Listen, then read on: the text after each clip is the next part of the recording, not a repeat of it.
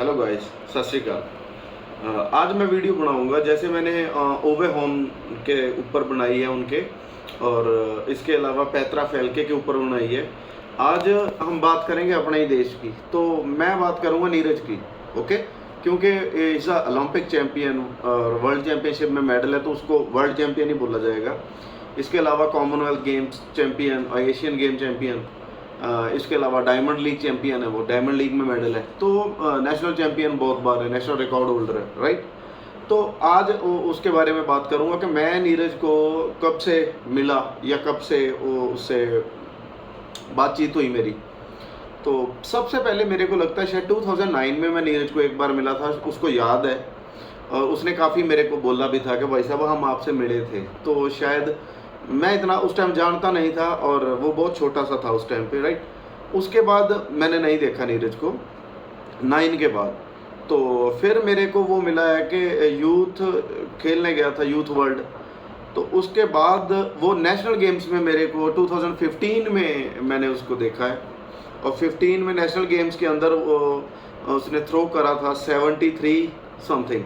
Okay, तो फिर 2015 के अंदर ही मेरे साथ फेडरेशन कप खेला था, वहाँ पर सेकंड था। तो उसके बाद नीरज ने मेरे साथ ही एशियन चैम्पियनशिप गया था चाइना 2015 के अंदर। तो ये जितने मैंने टाइम स्पेंड किया नीरज के साथ, मैं वो आपको बता रहा हूँ। तो कैसे कैसे थ्रो भी ग्रो हुई मैं वो भी बताता हूँ।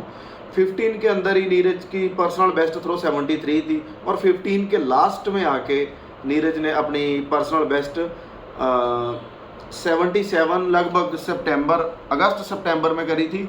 और 31 दिसंबर 2015 के अंदर नीरज ने 81 मीटर थ्रो करी थी यूनिवर्सिटी पटियाला के अंदर, वो भी मैंने वहीं था, प्रेजेंट था।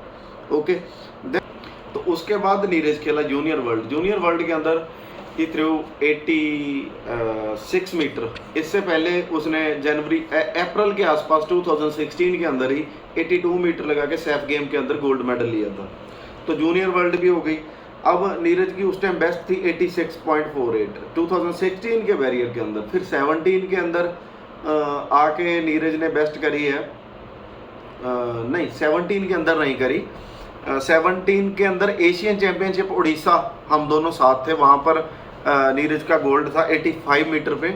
उसके बाद हम वर्ल्ड चैंपियनशिप साथ में गए हैं, तो वर्ल्ड चैंपियनशिप होगी। उसके बाद हम गए थे उसके साथ 2018 आ जाता है आगे। 18 के अंदर नीरज ने अपनी पर्सनल बेस्ट करी थी 87, ठीक है, 87 मीटर बेस्ट हुई थी। और कॉमनवेल्थ गेम्स में गोल्ड मेडल था, एशियन गेम में गोल्ड मेडल था, तो 88 मीटर लगा के, राइट। तो अब 19 के अंदर ये हुआ कि उसके एल्बो के अंदर पेन हो गया, तो वो एशियन चैंपियनशिप और वर्ल्ड चैंपियनशिप नहीं जा सका। तो तब एशियन चैंपियनशिप मेरे साथ शिवपाल सिंह गया था 19 के अंदर। फिर 20 के अंदर नीरज को 19 के अंदर ही उसने एल्बो सर्जरी करवाई एंड फिर से फिट हुआ। फिर 2020 के अंदर कोविड के कारण हम कैंप में ही थे सारे, एक साथ ही हमने बहुत वॉलीबॉल खेला है, तो कमरे में आके खूब बातें करनी है आपस में। और 2021 के अंदर वो ओलंपिक चैंपियन हो जाता है 87 मीटर प्लस करके। तो ये उसकी सबसे बड़ी परफॉर्मेंस थी अब तक की, ओलंपिक चैंपियन हो जाना। देन 2021 के अंदर ओलंपिक चैंपियन होना कोई छोटी मोटी बात नहीं थी, कि बहुत बड़े कॉम्पिटिटर थे। योहानस बैटर 97 मीटर का थ्रो है, उनके बीच में जाके आपका कॉन्फिडेंस लो भी होता है, आप नर्वस भी होते हो, अब ये चीज़ें फीलिंग आती है, राइट। अब 2022 के अंदर नीरज ने बहुत अच्छी परफॉर्मेंस की, क्योंकि देखो एक परफॉर्मेंस दे के उसके ऊपर स्टेबल हो जाना वो बहुत बड़ी बात होती है। कुछ एक बार परफॉर्मेंस दी देन कुछ भी नहीं है, तो वो प्रॉब्लम है। तो नीरज ने अब 2022 के अंदर 94 मीटर बेस्ट करी है, सबको पता है। वर्ल्ड चैंपियनशिप में मेडल है, डायमंड लीग के अंदर मेडल है। तो अब फिर से ग्रोइन इंजरी हो गई। तो ओके, ये तो हुई उसकी परफॉर्मेंस की बात कि कैसे कैसे नीरज ने year by year performance the, right. अब बात करता हूँ कि वो इंसान कैसा है। इट्स अ वेरी मतलब ये नहीं बोल सकते कि साइलेंट पर्सन है, लिटिल बिट मेरे साथ, स्पेशली मेरे साथ बोलूँगा, बहुत शैतानियाँ करनी। शैतान होते हैं ना थोड़ी मजाकिया बातें करनी या गोल मिल के रहना, पूरा वो सबके साथ गोल मिल के रहता है। उसकी ये प्लस पॉइंट है कि कोई भी बंदा उसको गलत नहीं बोल सकता, सबसे खासियत है उसकी, क्योंकि वो है उस टाइप का कि सही है, हर किसी के साथ बनती है उसकी। सेकंड, और उसके अलावा उसकी बात बताऊं तो परफॉर्मेंस कैसे आई है नीरज के अंदर, क्या चेंजेस देखे हैं। चेंजेस ये थे कि शुरू शुरू में बचपना होता है, जब हम कंपटीशन के अंदर कहीं बीट हो जाते हैं इंटरनेशनल लेवल पे, या तो हमारा मोराल डाउन हो जाता है या हम फिर बहुत कुछ सीख लेते हैं। सीखने के बाद ये कि 15 के बाद नीरज चमक गया एकदम से। 15 मई जून के बाद नीरज एकदम से चमक गया। उसके बाद इंडिया में आते ही 76 मीटर लगाई है, उसके बाद 81 मीटर लगाई है, ऐसे परफॉर्मेंस गेन हुई है। 86 मीटर लगाई थी तो गैरी कालवर्ट के पास थे बेंगलोर में, तब मैं पटियाला के अंदर था। फिर हम दोनों ने 2 कंपटीशन एक साथ खेले।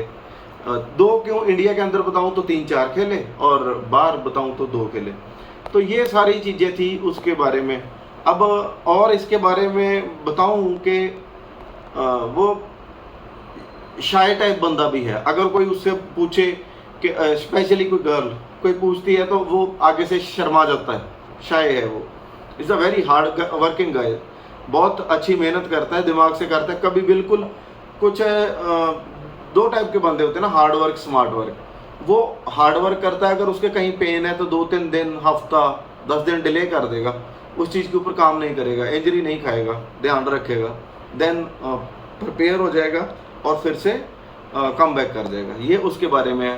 तो उसकी मैं कोशिश करूँगा कि नीरज के साथ बैठ के मिल के वीडियो बनाऊँ, एक आपस में बातें करते हुए, या कह सकता हूँ कि हम वीडियो कॉन्फ्रेंस कर लें एक दूसरे के साथ। तो हो सकता है जूम मीटिंग करूँ, कुछ भी करूँ, पर उसके साथ जरूर एक इंटरव्यू करूँगा, क्योंकि मेरे को भी बहुत दिन हो गए मिले। तो मिल के बातें करूँगा। आपको वो मेरे साथ कैसे घुल के रहता है, वो एक नॉर्मल मीडिया के आगे वो ऐसी बातें नहीं करता। हम दोनों कैसे आपस में बातें करेंगे, आप वो सब देखना। तो मैं एक इसके अलावा एक वीडियो बनाई है उसकी ईयर बाय ईयर परफॉर्मेंस के ऊपर, वो भी अपलोड करूँगा, क्योंकि वो भारत का ऐसा हीरा है। हम गोल्डन बॉय बोलते हैं, वो उसके लिए मेरे को लगता है एक छोटा टाइटल है, वो डायमंड है, डायमंड, कि जिसने भारत को इतने मेडल दिए। ओलंपिक के अंदर, एथलेटिक्स के अंदर मिल्खा सिंह जी के बाद वो एक ऐसा आदमी है जिसने वहाँ पर रिप्रेजेंट किया और बहुत अच्छी परफॉर्मेंस दी।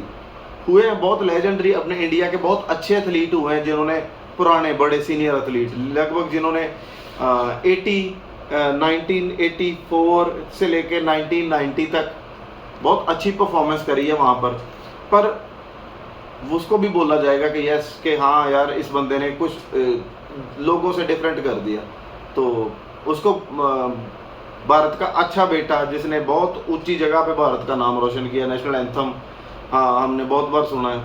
तो मेरी तरफ से एक छोटी सी ये थी कि मेरी तरफ से तोहफा कह लो, या उसके लिए दिल में कुछ था, रिस्पेक्ट जो हमेशा बोल के नहीं बताई जाती कितनी है, पर ये चीज़ें हैं कि हो सकता है कि जब मेडल आता हो अगले दिन या उसी टाइम में उससे बात करता हूँ वीडियो कॉल के ऊपर, तो मुझे स्पेशली बहुत अच्छा लगता है, क्योंकि जेवलिन ऊपर जानी चाहिए, भारत की गेम, इंडिया की गेम ऊपर जाने चाहिए, वो कैसे भी जाए।